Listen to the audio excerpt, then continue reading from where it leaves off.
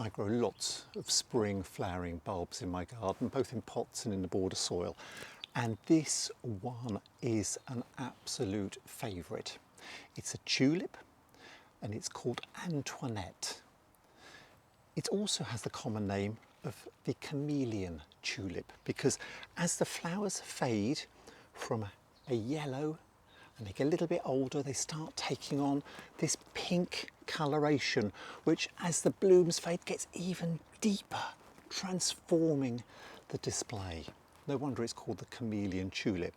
I also love Antoinette for another reason. It's a multi-flowered tulip, so even though some stems produce one flower on a stem, others like this one have got 3. Some have 2, some have more. So you get a greater flowering display from each bulb. Now, bulbs of tulips need to be planted in the autumn. You'll usually find them available to buy from probably September or October.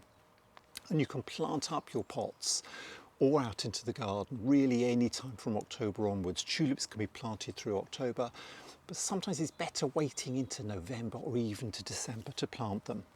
And then they'll start growing in the spring and start blooming, this variety, around about the middle of April, right the way through to the middle of May. There's a lot of different varieties of tulips you can grow in your garden, hundreds of them probably, colours to suit any colour scheme.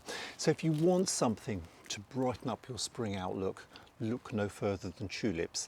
As I say, get ready to order the bulbs in the summer for autumn delivery and late autumn planting, and then you'll be enjoying beautiful flowering displays like this in the spring.